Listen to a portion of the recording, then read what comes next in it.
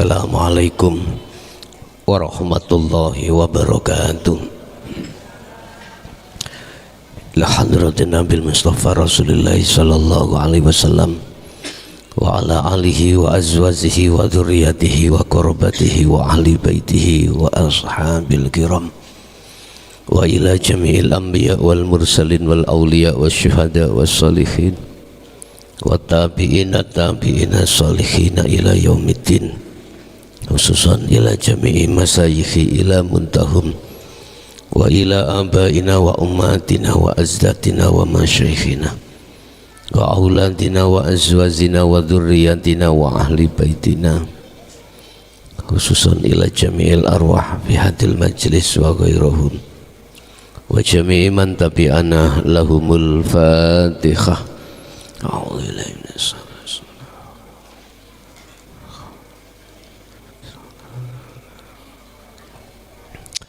Bismillahirrahmanirrahim. Bismillahi tawakkaltu ala Allah, la khawla wa la quwwata illa billahil aliyyil azim.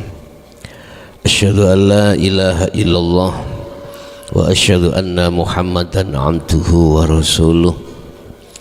Allahumma salli wa sallim wa barik alaihi wa ala alihi wa ashabihi ajma'in. Qala Allah ta'ala, ya ayyuhalladzina amanu idza kuntum ila shalah faghsilu wujuhakum wa aydiyakum ilal marafiqi ila akhir ayat. Shadaqallahul azim. Amma ba'd.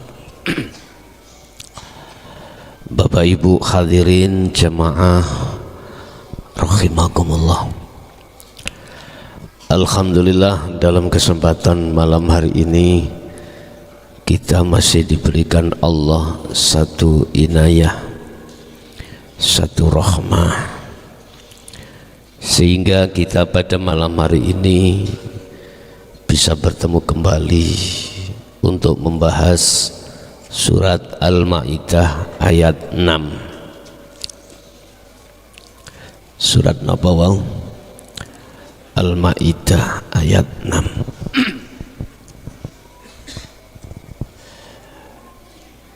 Ya ayyuhalladzina amanu, hu eling-eling wong sing do percaya.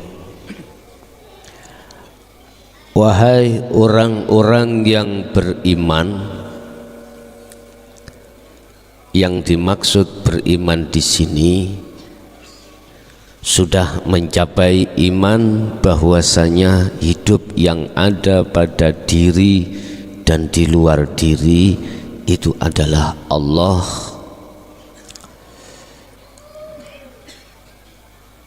Yang dengan Allah itu semua hukum zahiriyah, hukum syariat ini berjalan.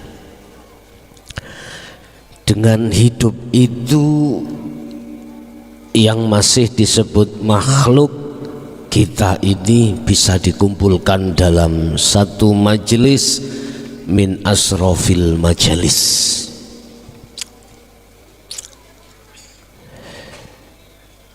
Idza kuntum tatkalane arep jumenengake sira kabeh ila sholati maring salat. Wahai orang-orang yang beriman, ketika Anda mau melaksanakan salat, ya faghsilu, maka basuhlah wujuhakum ing pira-pira wajah ira kabeh, wa aidiyakum lan ing pira-pira tangan ira kabeh ilal marafiqi maring sikut pira-pira sikut ira kabeh.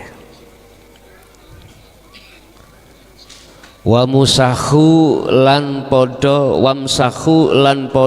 mbasuwa sira kabeh biruusikum kelawan pira-pira sirah sira kabeh. Sirah berarti sing dinggoni tumbuhe rambut. Wa arjulakum yadha mbasuwa sira kabeh ing pira-pira sikil sira kabeh ilal ka'baini tumeka kemiren sira kabeh. Maksudnya wudu berarti bab iki bab masalah sesuci. Saya tidak bicara wudu yang pakai air, tidak. Saya berbicara wudu tanpa nganggo air, berarti wudunya roh. Wudunya roh. Kalau wudunya jasad nganggo air, tohirun mutohir, iki wis kait zaman kala bendo. Zaman dulu Anda sudah melewati. Apa yang dimaksud sesuci itu yang ada kaitannya dengan hadas kecil. Diterusake ayate wa in kuntum junuban. Wa in kuntum lan yen ta ana sira kabeh ana apa iku junuban. Junub iku ngandung hadas besar. Fattoharu mongko padha jinabato sira kabeh. Wis iki hadas cilik lan hadas gede. Hadas yang maksud cilik ing munggu rohaniyah dengan hadas besar itu yang bagaimana? Hadas kecil yang ada kaitannya dengan ruhaniyah dan hadas besar itu yang bagaimana? Gini Pak Bu, dibuka di dalam surah Al-Baqarah ayat 256.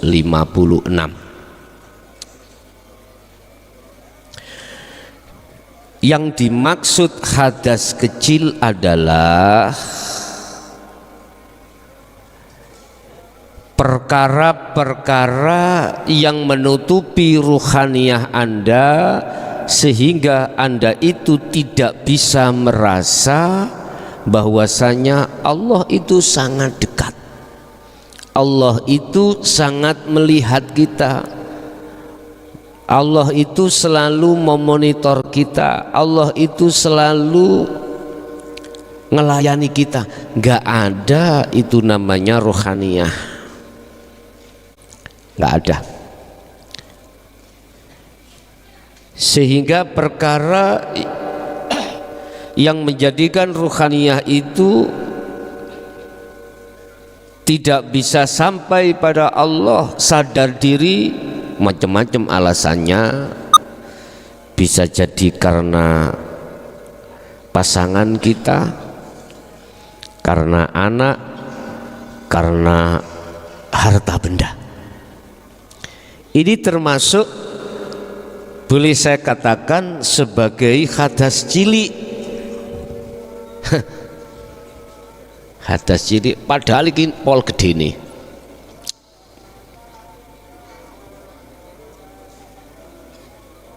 Lah, dengan apa kita mensucikan dari perkara-perkara tersebut sehingga ruhaniyah ini bisa masuk di alam muraqabah? Tentunya 3 hal. Pertama adalah ilmu.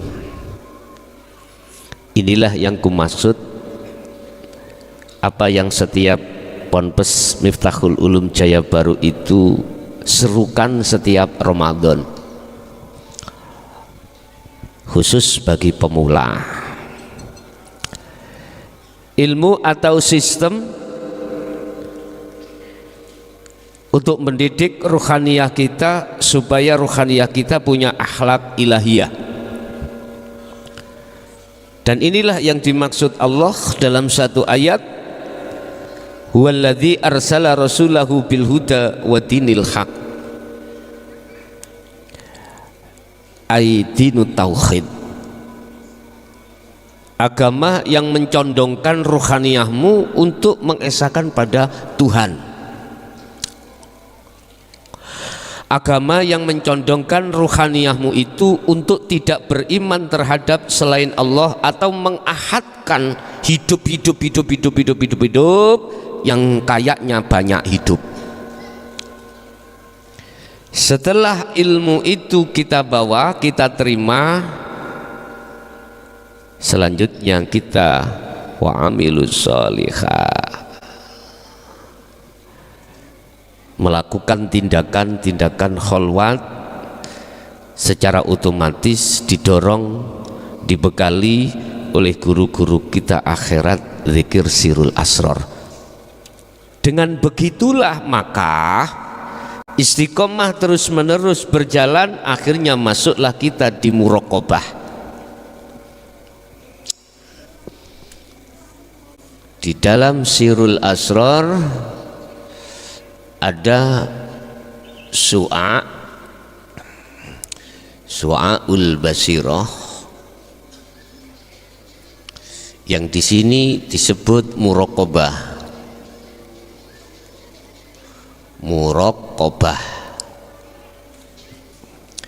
Apa muraqabah? Inilah yang dimaksud Kanjeng Rasul, anta budallaha ka'annaka taroh. Ruhaniyahmu ada cahaya nur iman bahwasanya wujudnya Allah itu disebut hidup yang ada di dalam dan di luar dirimu. Udah, jadi ruhaniyah itu sudah ada rasa iman bahwasanya Allah itu dekat. Dan inilah yang dimaksud, akhirnya ruhaniyahmu itu bisa mengamalkan ayat wa nahnu aqrabu ilaihi min hablil warid. Allah itu lebih dekat daripada urat nadi, urat leher. Jadi dalam jiwamu itu merasa selalu diawasi Allah. Lama-kelamaan ruhaniyahmu akan condong terhadap Allah, terus begitu. Kadang di dunia thariqah itu hatimu tidak bisa menghentikan zikir sir Allah, nggak bisa menghentikan, karena terus tiap saat dan waktu. Kau bertindak apapun, bahkan di luar dirimu akan juga mengkalam zikir sir itu. Ketemu pohon, pohonnya zikir Allah. Ketemu kerikil, Allah. Ketemu purel, purele ngucap Allah. Gak sido. Lo bukannya purele muni, ruhaniyahmu itu mendengarkan dia itu berbunyi. Rambutmu, semua makhluk-makhluk itu bunyi. Tapi ruhaniyahmu belum bisa tembus menyang sing duwe jeneng Allah itu, manakala dirimu tidak membawa sirul asror, tidak bisa miturut sistematis. Itu untuk bersuci Anda. La ayat tadi, idza kumtum ila sholah, ketika Anda mau melakukan sholat maka wudulah. Ketika Anda mau melakukan aktivitas apapun maka dirimu berzikirlah. Itu maksudnya. Ini hadas kecil, tempatnya di muraqabah. Lah yang dimaksud hadas besar miturut syariat dipandangi hakikat yang di situ seluruh tubuh harus ini ditemokke air itu yang bagaimana. Inilah Pak yang sering ku sebut sebagai tajalli itu di situ. Keakuanmu yang tadinya merasa Allah itu dekat, ruhaniyah merasa selalu dilihat Allah, ruhaniyah yang asalnya selalu bisa seakan-akan melihat Allah, sekarang sudah tiada. Keakuanmu akhirnya ruhaniyahmu itu sudah tiada, jadilah namanya hidup. Dan hidup itu berkata hakul basirah, innani anallah la ilaha illa ana fa'budni wa aqimis shalah li dzikri.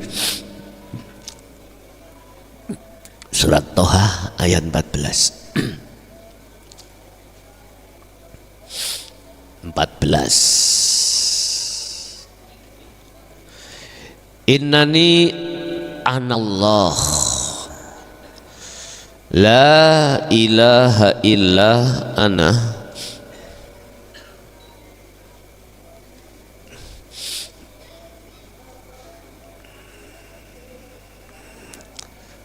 fa'budni aqimis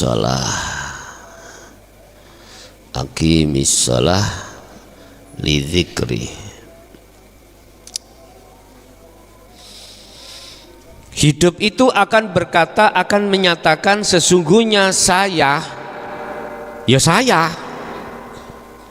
Kan ada saya dua yang jejer. Innani sak temene ingsun, ana ya ingsun. Iku Allahu Allah. Ini kalau sudah tajalli itu ada di situ. Sudah melewati muraqabah berarti ke musyahadah. Berkatalah hidup itu, sesungguhnya saya itu adalah Allah, la ilaha illa ana, tidak ada Tuhan yang wajib disembah illa ana, kecuali saya lagi. Oleh sebab itu fa'budni, madepo ira ni ing ingsun, wa aqimis shalah, ngono iku ana wawune nduk ya.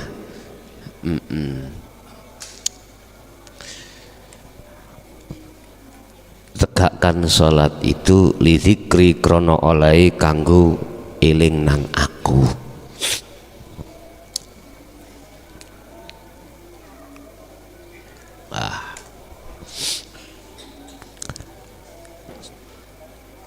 Wa aqimis shalah itu ketika Anda beraktivitas apapun, dari aktivitas satu, aktivitas yang lain, begitu seterusnya. Yang namanya hidup itu selalu tidak berhenti berkata di dalam ruangan roh niku Pak. Ya aku iki Allah, aku iki Allah. Lah maksud fa'budni di situ tegenono. Apa tegenono itu?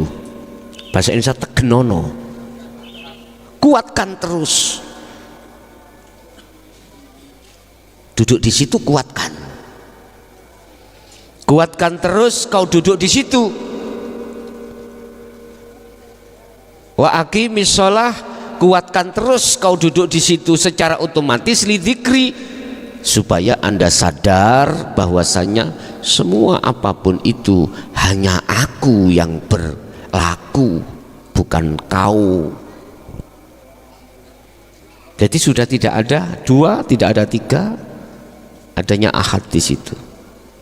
Loh, hal itu gemuruh Pak, gemuruh di dalam hatimu, dan bisa sampai dari muraqabah ke musyahadah yang kita sebut sebagai ainul basyirah sampai hakul basyirah. Itu gak usah suwi-suwi, sampai ainul basir hakul basiroh, nggak usah suwi-suwi, nggak usah 10 menit dadal. Tatkala betul-betul ruhaniyahmu itu jinabat, artinya keakuan dirimu kau lepas. Tadi ada yang tanya, saya sudah melewati 40 hari tapi belum ada tanda-tanda musyahadah. Pak, ya tadi sudah saya jawab, cuman ya juga tak jawab lewat materi niki. Jinabato Pak, no. Jinabato.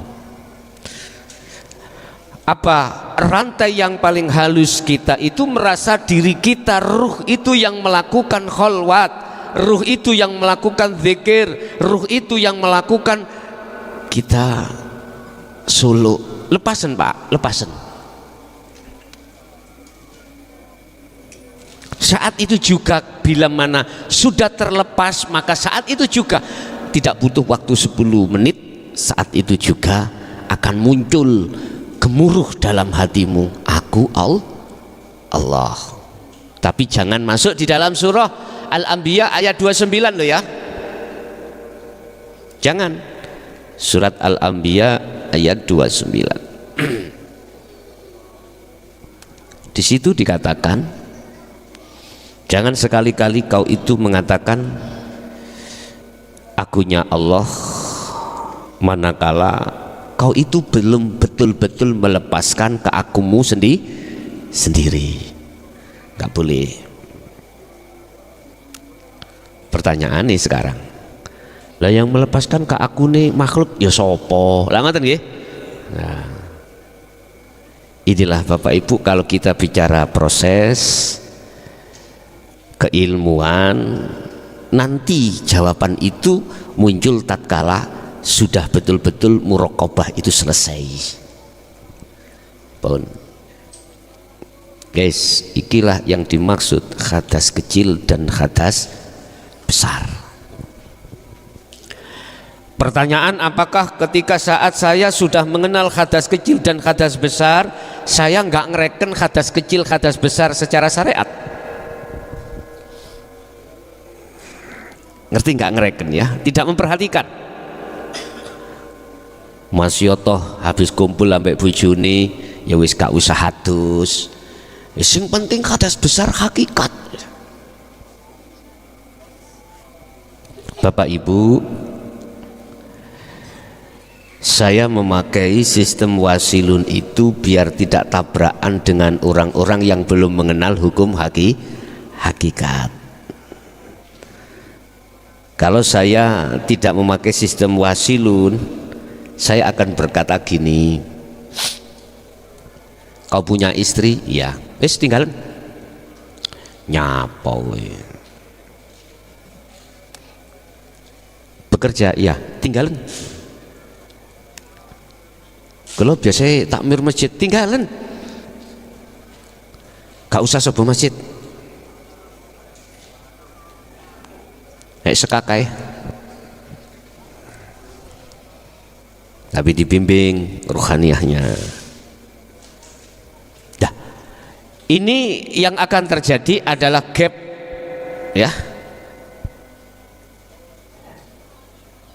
Dan ini saya pun tidak boleh mengatakan ini salah. Laksana wasilun itu adalah saya menjadi serigala berbulu domba. Tahu? Saya ingin mendapatkan serigala yang tersesat, saya akan ingin mendapatkan domba yang tersesat, saya harus menjadi berbulu domba. Aku iki serigala, mau tak makan kau. Iman Pak, iman. Imanmu yang selama ini terhadap makhluk saya revolusi. Maksudnya di situ bukan terus domba tak makan, terus jenengan tak makan sembarang kalire, ndak. Merubah karaktermu, karakter ruhaniyahmu itu yang asalnya condong terhadap selain Allah, itu biar condong selain Allah. Kalau saya memakai sistem majdubun atau sistem yang belum bisa diterima di tengah masyarakat bersyariat, tidak angel-angel Pak, gak usah aku buka-buka kitab, gak usah buka-buka Quran, buka-buka hadis, gak usah. Walaupun di dalam sistem wasilun saya buka hadis Qurannya, tapi yang ku ambil dari sisi mutasabihatnya. Kalau saya ambil muhakamahnya, ini urusan ini yang syariat. Kalau kita ambil mutasyabihatnya, ini urusannya di hakikat. Bapak Ibu hadirin jamaah rahimakumullah. Lah wong saya memakai sistem wasilun aja banyak yang menolak, apalagi sistem majdubun. Lah wong saya memakai ya lawong. Ya apa niku? Lawong saya memakai sistem wasilun saja banyak masyarakat yang syariatnya menengah ke atas menolak, apalagi saya memakai sistem majdubun. Mungkin langsung gulung tikar Pak, gulung tikar. Allah itu sangat cantik, olehnya memberikan lakon itu sangat cantik. Sebelum aku gelar di tengah masyarakat umum, ketahuilah, biar kau tahu rasanya di sistem majdubun itu bagaimana. Inci pono diincipi Pak, wis sempat goyah. Setelah itu barulah sampaikan sistem wasilun secara umum. Akhirnya khusus menengah ke atas orang yang bersyariat itu bisa menerima.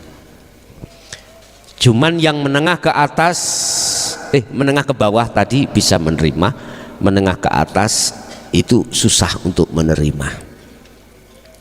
Sebab laksana tanaman yang menengah ke bawah itu belum terlalu tinggi, belum terlalu besar, belum berkembang, jabutannya lebih gampang daripada yang sudah menguat itu mestinya bawa Pak, bawa bego niku ya, di bego.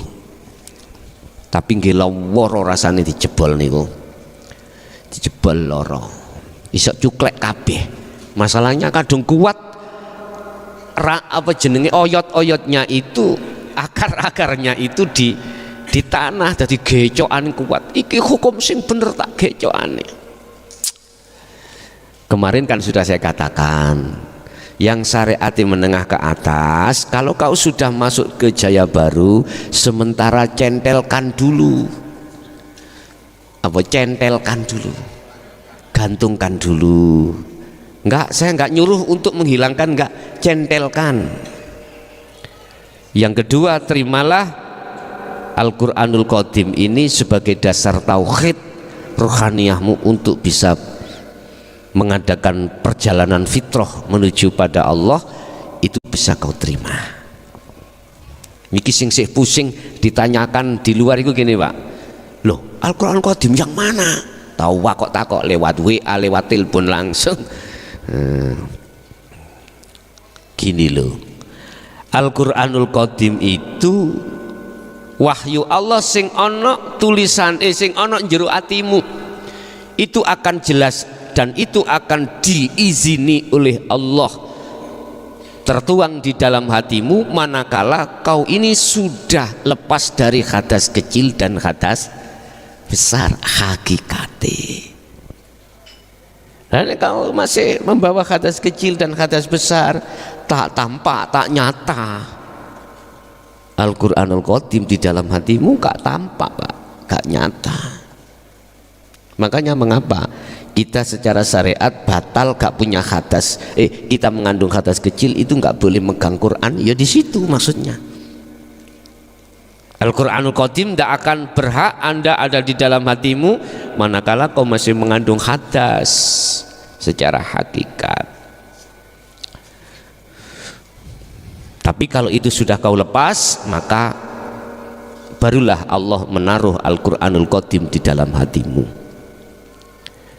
Bapak Ibu, dengan cara Anda berzikir sirul asrar di tingkatan su'aul basiroh, itulah bentuk Anda ini telah melakukan wudhu secara hakikat. Setelah di dalam muraqabah rohaniyahmu itu telah kau lepaskan alias tajalli, maka disitulah maksud daripada pelepasan hadas besar. Jelas Pak Bu nggih? Wis. Kula niki mesake nanggone sing sepuh-sepuh. Lungguh kesuwen niku ya dengkeki kumat ya. Terus sing dengkule iku mau sing umur 50 swidak iku dipijet-pijet. Kula paham kok maksudnya niku jenengan niku. Lungguh niku duduhe nggak bisa sila jejeg mesaket ditekak tekuk. Kula paham Pak nggih. Kranten niki kita memakai kereta api ekspres. Apa ekspres ayo? Sing tercepat itu apa? Hah? Kereta api yang tercepat nih Pak. Ekspres ayo. Maka tak ringkes mawon cara bahasa sesuci dari hadas kecil dan besar itu tertuang di dalam surah Al-Maidah ayat 6. Secara hakikat tindakan ruhaniyah jenengan dengan bentuk menerima dinul haq dan mengamalkan dengan bentuk kholwat istiqomah, itulah Anda terus dikatakan sebagai orang yang bersuci. Itulah yang disebut banyu panguripan, ilmu ngamal dan istiqomah. Setelah itu lanjut menghilangkan keakuan dirimu dalam hal apapun atau makhluk dalam hal apapun, dalam kurung tindakan tajalli, itulah maksud di dalam menghilangkan atau bersuci dari hadas besar. Lah terus khat iku ya apa? Luwih gede maneh to khat ya? Iku urusane wong wedok iku. Mangkane gak tumon wong lanang khat iki gak tumon. Sing ana iku wong wedok. Alias angel, jarang, sedidik wong wedok itu sing gelem yang mau untuk rohaniyah itu bersuci secara hakikat itu jarang. Sehingga di dalam Al-Quran mengapa yang dijadikan sebagai pepaes wazuyyina linnas hubbus syahawah itu gak ar-rijal tapi anisa ya ada di situ. Makanya kalau jenengan sudah punya istri yang sudah berlaku kholwat, manemanen, tahu manemanen? Udah itulah masak gunung, bukan gunung sama, itu masak gunung laksana ngono wis. Jadi manemanen, andai kata kau sebagai suami yang masih buta, itu nanti akan bisa menuntun dirimu, ya. Wis, nek iso gak usah dikongkon repot. Hanya 3 maca mana apa situ Sita maca melumah mana wis iku tok ae wis. Masalah masak dhewe wong lanang, engko nek repot yo golek pembantu ngoten ta. Wis nek di bojo ana kuno tolong wis man-manen ya, man-manen. Padha masih kuwi ndi bojo wong lanang ya ngono. Nek wis garwamu lanang iku wis ana kuno ya man-manen. Ya sedeman-eman gitu loh ya. Jangan persoalan masalah panganan ae ndadekno pisah ojo, jangan. Jangan masalah perkara urusan dunya ae ndadekno pisah, jangan. Maneman nek wis lungguh ana kuno. Getun-getun awakmu sok ngono. Getun. Bapak Ibu hadirin jamaah rahimakumullah, mungkin pada malam hari ini tentang sesuci saya cukupkan sampai di sini, tapi tetap saya mengikuti sesuai dengan biasanya, yaitu tanya jawab ya. Aku request lagu tersesat. Aku request lagu tersesat. Wis terserah siapa, nek saged sakniki, gak saged ya sesuk, nah sak kersa. Sebab selama ini ruhaniyah kita manakala belum melakukan tindakan bersuci dari hadas kecil dan besar secara hakikat, ruhaniyah kita tersesat. Oke, ada yang bertanya, kami persilahkan, monggo.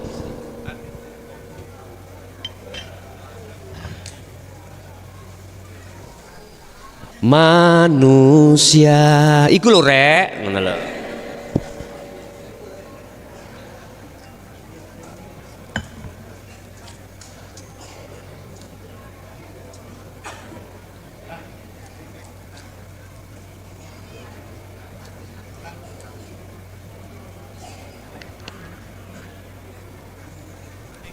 Mungkin sing bagian pewayangan aku tanya,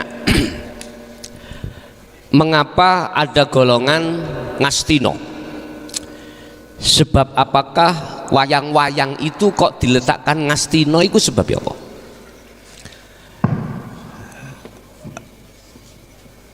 Nggih, monggo Bapak. Assalamualaikum warahmatullahi wabarakatuh. Waalaikumsalam warahmatullahi wabarakatuh.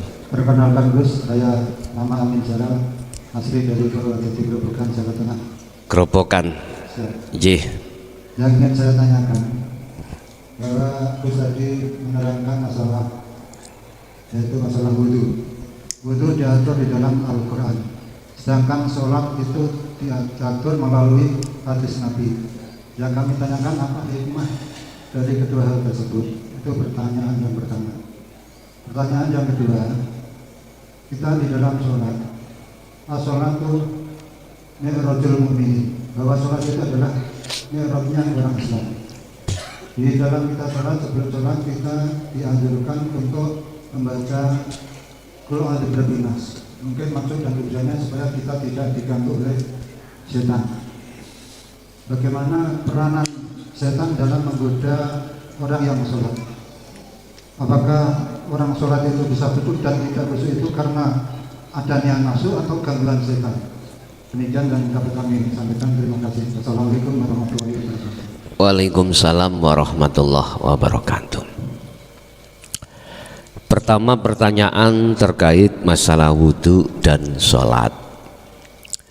Masalah wudhu sudah diatur di dalam Al-Quran, masalah sholat diatur di dalam hadis Nabi, dan ditambah di dalam ijma' qiyas, ya. Mengapa tentang masalah sholat itu kaifiyahnya atau syarat rukunnya sholat itu diatur di dalam hadis dan ijma' qiyas? Di dalam Al-Quran itu hanya mewajibkan saja, tetapi enggak diperinci satu persatu, seperti halnya wudhu. Gini Pak, as-sholawah ay al-maktubah. Yang ku maksud sholat di sini adalah yang diwajibkan. Itu ada kaitannya dengan ketika saat Rasulullah menerima wahyu yang berupa Isra dan Mi'raj, dan disitulah kisahnya diceritakan secara jelas bahwasanya beliau itu menerimanya 50 tidak 5 waktu dan berakhir menjadi 5 waktu miturut beberapa versi di dalam hadis ataupun ijma' qiyas. Bapak Ibu, kalau kita sudah mengarahkan ruhaniyah kita hanya pada hidup,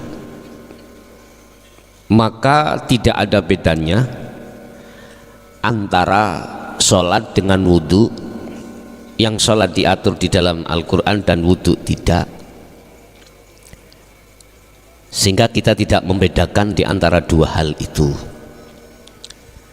Tetapi kalau kita belum sampai pada keahatan Allah atau di hakikat, maka di situ khilaf. Artinya Ada dua perbedaan kalau wudhu diatur di dalam Al-Quran, kalau masalah sholat diatur di dalam hadis dan ijma' qiyas. Mengapa demikian?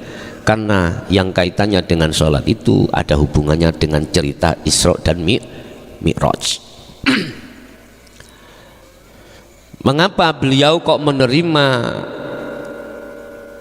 ketika saat Isra Mi'raj kok sholat, kok tidak selain sholat? Apakah itu zakat, puasa atau haji, kok gak itu?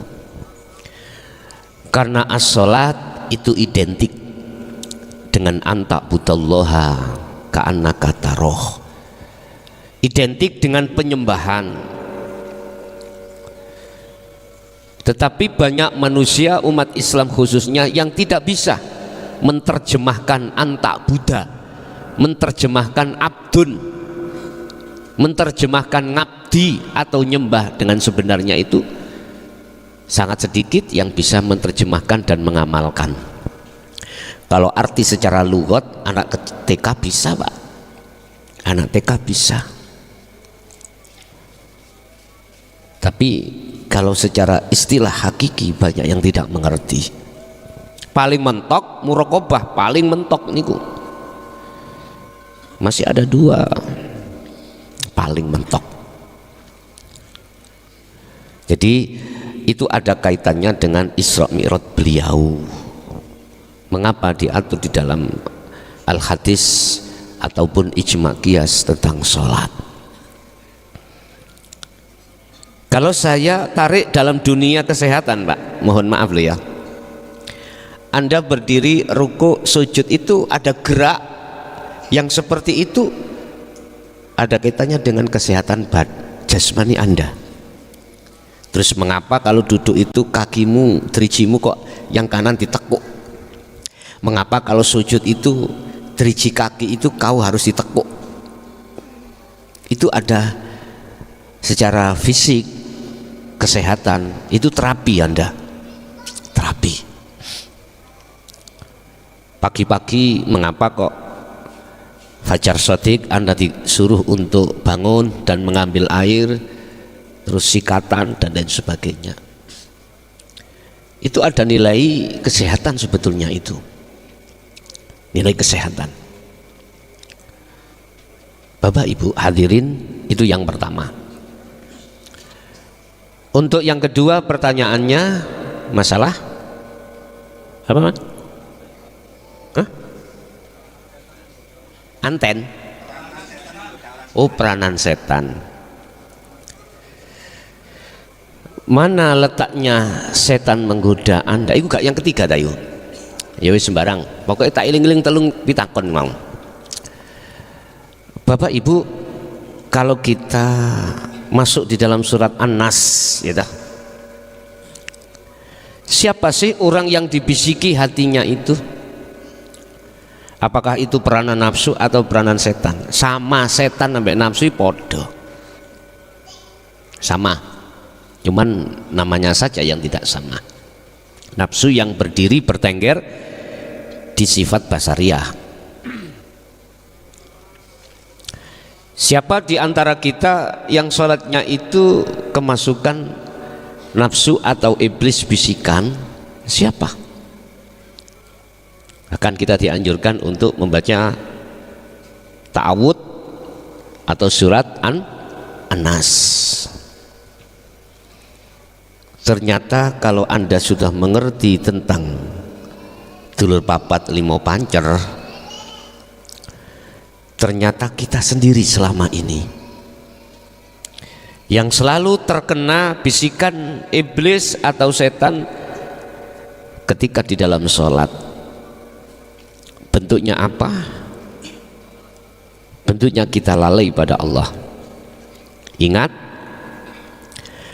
iblis atau nafsu membisikkan terhadap kita bisu itu dengan bahasa macam-macam yang sekiranya rohaniah Anda itu ingkar terhadap Allah. Bentuk keingkaran rohaniah kita adalah rohaniah tidak ada satu kesadaran Kalau yang mengangkat tangan takbir, rukuk, sujud, duduk dan membaca rukun-rukun sholat, nggak ada kesadaran kalau semuanya itu adalah Allah. Lah ini nggak ada kesadaran. Inilah kita yang telah terbisiki atau terhembusi oleh nafsu atau iblis di dalam diri kita. Nah terus bagaimana caranya? Tidak mudah. Kita itu dibisiki oleh nafsu atau setan, yang setan membisikkan lewat manusia dan jin. Ngajiyo trimon dinul hak lan lakonono baru. Makanya ada yang tanya, Gus, semenjak saya ngaji Ramadan iki mendengarkan hati saya klik damai, tapi ketika mendengarkan ngaji syariat tok hatiku mangkel. Wis koyok piye gitu loh ya. Mau ngaji apa iku lagi itu ya. Tak maklumi. Masalah basiroh jenengan, masalahnya basiroh sampean iku masih melihat kebenaran, melihat Allah di dalam kebenaran, belum bisa melihat Allah di dalam kebatilan. Nyantai gak apa-apa, nanti teruskan kholwatmu, nanti akan tahu, kau akan tahu melihat Allah di tengah-tengah kebatilan. Makanya protes, mosok lokalisasi ku Allah, hotel ku Allah. Wis maklumono kui masih bisa memandang Allah itu di tempat-tempat yang dibuat ibadah. Padahal ingatlah 4 waktu yang tidak bisa kau hindari. Yang 4 waktu ini setiap saat dan waktu bisa jadi terjadi pada diri kita atau dihadapkan Allah. Tapi ingat, 4 waktu ini adalah makhluk, penggeraknya hanyalah Esa, penggeraknya adalah Allah. Apa 4 waktu? Bala, nikmat, tongat, dan masingat. Udah. Bala, nikmat, tongat, masingat. Nah iki 4 iki makhluk. Kata beliau Syekh Ibnu Athaillah, jangan kau lihat 4 itu makhluk, sehingga ahli syuhud itu selalu melihat Allahnya, tidak melihat makhluknya. Jadi kita yang masih belum mengenal ajaran ini terbisiki terus menerus. Intinya bisikan setan atau iblis adalah menyesatkan ruhmu dalam konteks iman. Untung aku mang sandalan rek, kok gak sandalan yang kecepret telek.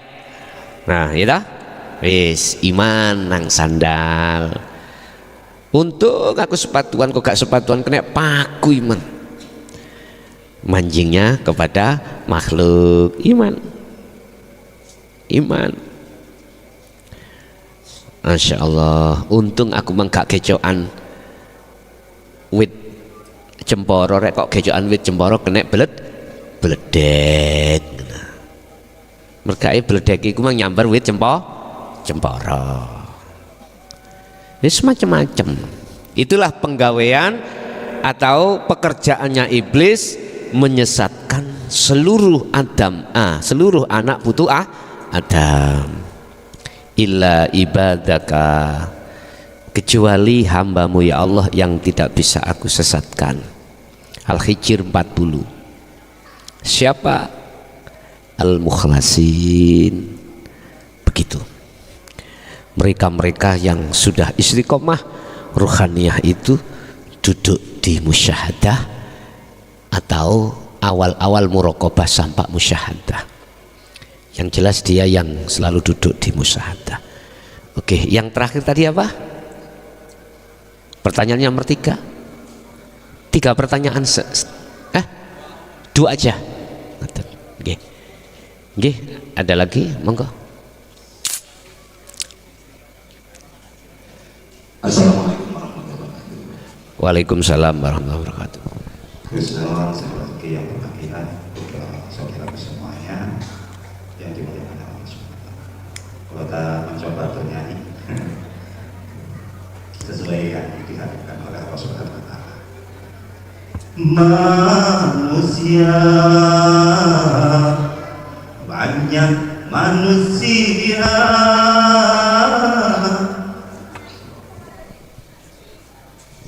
tersesat. Banyak yang tersesat, tak tahu apakah tujuan hidupnya di dalam dunia. Mereka hanyalah berlomba-lomba dalam segala urusan dunia, sehingga maksiat dikira surga, senanglah mereka melakukannya. Hop, iku repe durung. Iku tak terjemahni sih. Itulah memang fakta, Pak ya. Banyak manusia yang tersesat di dunia ini karena mereka itu selalu rohaniahnya berlomba-lomba dengan urusan dunia. Alhaakumut takasur hatta zurtumul maqabir, sampai mati ini manakala dibiarkan. Ya, lanjut. Cukup banyak sudah nabinya yang diturunkan ke dunia untuk menyampaikan risalah pada seluruh manusia.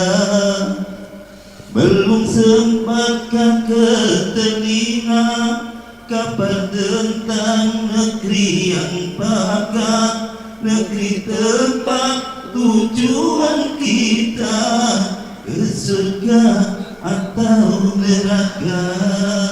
Iku ref ya, refnya. Jadi manusia siapapun tidak bisa berkilat. Berkilat itu ngeles lho, apa? Berngeles gitu loh. Berngelak. Ya wis ngelak ngoten ya. Dari hakim yang paling adil, artinya sebelum kita itu dipaksa Allah untuk kembali dalam keadaan maut, itu pasti Allah akan mengirim utusannya untuk menyampaikan perkara dinul haq tentang negeri tujuan kita. Dan di situ ada dua kelompok memang, wa minhum man hadanallah wa minhum man haqqat adzolalah. Mereka yang mengikuti daripada nafsunya sendiri, dia akan tersesat ruhaniyah. Dalam bahasa syariatnya disebut neraka. Mereka yang man hadanallah, mereka yang masuk mengikuti atas petunjuk-petunjuk dari para nabi dan rasulnya, ruhaniyah untuk kembali kepada Allah, dialah di tempat negeri yang kekal. Jadi di situ negeri kekal ada dua, ada negeri an-nar bahasa syariat, yang kedua negeri syurga. Lah, ini sudah bisa kita rasakan, kita masukkan ketika saat kita masih hidup di dunia. Siapa itu? Mereka yang ruhaniyah sudah bisa kembali pada Allah di dalam keahatannya. Dan siapapun Anda, manakala termasuk golongan man hadanallah, pasti hatimu tidak akan rasa gelisah, rasa khawatir atau rasa takut dan apapun itu. Allah akan menghilangkan rasa-rasa yang seperti itu, diganti oleh Allah rasa tatmainnul qulub, antenge damaine jiwa itu. Oke. Manusia, banyak manusia tersesat, banyak yang tersesat, tak tahu apakah tujuan hidupnya di dalam dunia. Mereka hanyalah berlomba-lomba dalam segala urusan dunia, Begitulah mereka selamanya sampai menuju ke liang kuburnya. Sampun ketika itu.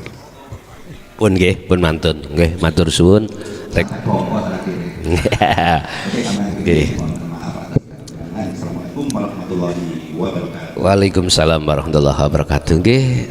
Monggo selanjutnya. Bismillahirrahmanirrahim. Assalamualaikum warahmatullahi wabarakatuh. Waalaikumsalam warahmatullahi wabarakatuh. Kula badhe menindaklanjuti pertanyaan yang tadi, Gus. Masalah sholat. Ketika kita dihadapkan sholat secara syariat, ini Gus, sholat 5 waktu. Terus Gus menawi kepingin khusyuk kan disertakan sirul asrar atau disibukkan dengan sirul asrar kan gitu, Gus.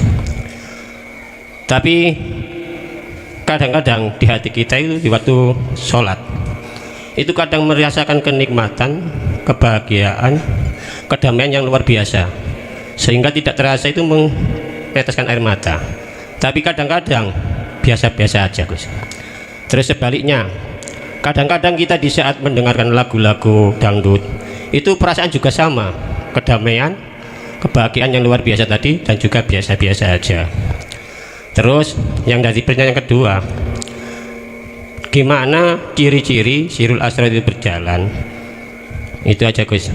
Sampun. Saya akhiri. Assalamualaikum warahmatullahi Waalaikumsalam wabarakatuh. warahmatullahi wabarakatuh. Ciri-ciri sirul asrar itu berjalan adalah ruhaniyahmu ketika menghadapi sikon apapun, ruhaniyahmu itu sadar kalau yang berperan hanyalah Allah. Ini ciri-ciri kalau sirul asrar sudah berjalan. Di titik su'aul basirah itu seperti itu. Tapi Anda jangan berhenti di situ. Anda harus teruskan untuk pelepasan apa yang digerakkan tadi, untuk pelepasan atas kemakhlukannya, termasuk diri Anda yang tadinya merasakan. Lepas, biar masuk di dalam su'aul basirah. Dan ini tidak membutuhkan waktu lama. Bagi mereka yang sudah tahu jalannya itu tidak membutuhkan waktu lama. Makanya tadi nggak usah 10 menit, 5 menit bisa. Inilah tadi yang ku maksud, jinabat itu ada di situ. Jadi kembali pada pertanyaan, ciri-ciri sirul asrar itu berjalan di titik su'aul basirah ketika saat kondisi apapun, sikon yang dihadapkan Allah terhadap kita, ruhaniyah di situ klik, tahu, sadar kalau yang berperan, berafal itu hanyalah hidup. Begitu, Pak. Nggih. Lanjut.